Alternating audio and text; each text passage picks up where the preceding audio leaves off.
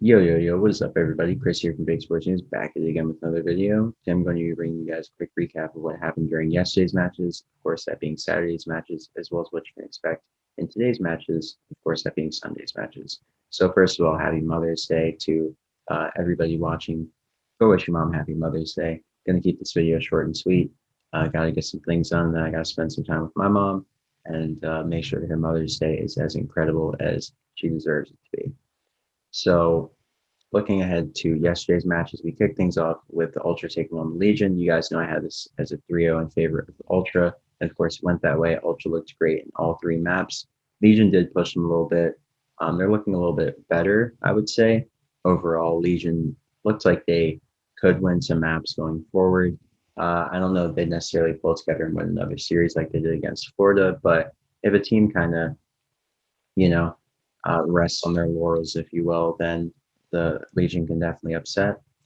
And of course, in our next matchup, we had the Thieves taking on the Subliners. This was really the match to watch yesterday. It was a little bit one-sided. The Subliners were just too much for the Thieves to handle. They won it 3-1, and of course, the Thieves won map 3. I expected New York to lose map 1 to the Thieves. I thought Thieves would be a good hardpoint team to, hand New York Subliners their first loss, but so Subliners improved to 8-0 in hardpoint after beating the Thieves yesterday, and they've gone perfect throughout the stage, haven't dropped a single hardpoint. So I'm curious to see if that continues going into the major, because if it does, then that means that Subliners are really going to be winning a lot of series. Their search also looked pretty good yesterday as well. Of course, they took map 2 against the Thieves. Thieves won map 3, like I said. So I only missed one map yesterday in my predictions. That, of course, was map 1 for the Subliners. They won that map. I thought Thieves would win it. So they ended up taking the series 3-1 on the Subliners side. They won map 1, map 2. And they lost map 3, of course, which I called. Then they won map 4, which I called. So the Subliners look great going into the major. They secured first seed. They're 4-1 in Group B, and they are the lone 1 seed. No one's going to challenge them. As you guys can see on the screen here, this is what needs to happen in the matchup later today for Optic to take the number 2 or 3 seed. They have to win 3-0 or 3-1 to win on map count. Now, looking ahead to our last match for the day, we had the Mutineers taking on the Gorillas, and it went 3-2 like I said it would. Only thing that differed, actually, no, I called this pretty much perfectly.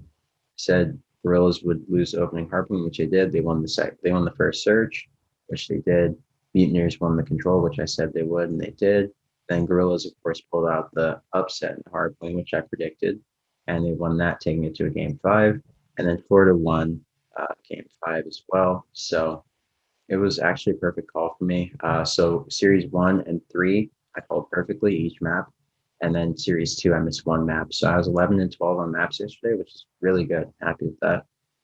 Going into today's matches, Seattle's taking on the Ravens in our first matchup. I think Seattle takes this 3-2. I think they, of course, take the opening hard point. I think Ravens even it up in the search. I think Seattle takes control, I think London takes control. And then I think Seattle takes the second hard point. And I think Seattle takes the second control. If it doesn't pan out that way, then it's a 3-1 in favor of Seattle. And I think they would win first hard point, first search, lose the control, and then win the second hard point if it goes 3-1. But as it stands, I expect it to go 3-2. I expect it to go 1 Seattle, 2 London, 3 London, 4 Seattle, 5 Seattle. In our next matchup, this is going to be the more important matchup of the weekend, really, because Faze versus Optic, this is to decide the number 3 and 4 seed, really. If Optic 3-0, then you guys can see the scenarios here. They would get second in the pool. Thieves would get third. Faze would get fourth. If Optic wins 3-1, Thieves get second. Optic gets third. Faze gets fourth. And if Optic win 3-2, they get fourth.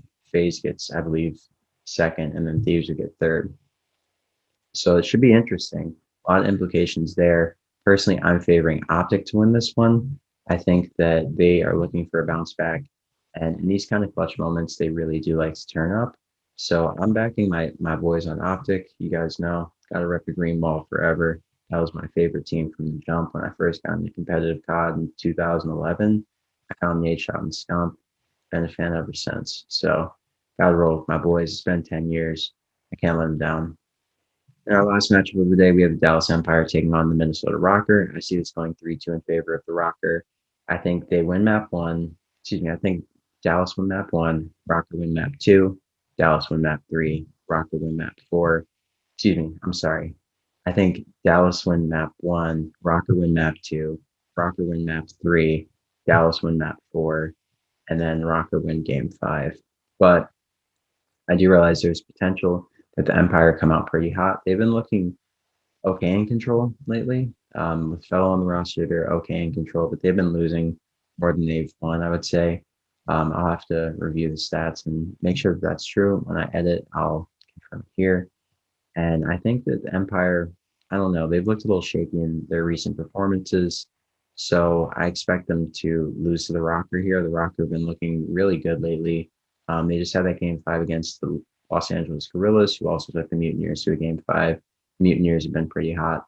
So Guerrillas have just been playing well with Gene on the roster. They've been upsetting teams, and they've been playing their game well. So in this matchup, I favor the Rokkr just based on their difficulty of schedule as of late, and I think that they'll beat the Empire. I just haven't liked what I've seen from the Empire lately.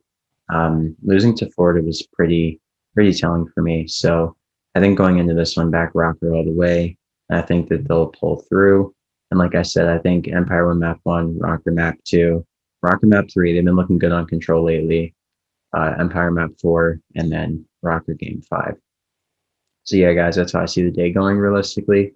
Hope you guys enjoy all the action today. We have some really important matches for seeding. Of course, the last matchup, Dallas versus Minnesota, decides who places where in the pool, really. Neither team is in danger of going to the losers bracket, so they're fine. They both qualify for winners bracket, but it's just for seeding two and three, of course, here. And we'll see how it goes, but I favor Minnesota, as you guys know, and I think that's how it'll go down. Excuse me, actually, I was wrong. Loser of this goes to the losers bracket. Florida got second seed yesterday. So yeah, I was wrong. I had to correct myself there. So I think Rokkr take the third seed, gets the winners bracket, and I think Empire starting the losers bracket. No hook, no nuke, right? So see how it goes, but I'm not too sure. Yeah, hope you guys have a great morning, noon, or night, wherever you may be on this beautiful planet. And I hope you enjoy all the COD. Don't forget to like, comment, subscribe on this video, share it with a friend if you found it interesting or you just want to get them into COD. And be sure to spend some time with your moms today. Happy Mother's Day to everybody out there and to your moms. And yeah, catch you guys in the next video. Once again, this has been Chris with Fake Sports News. I'm signing off. Peace.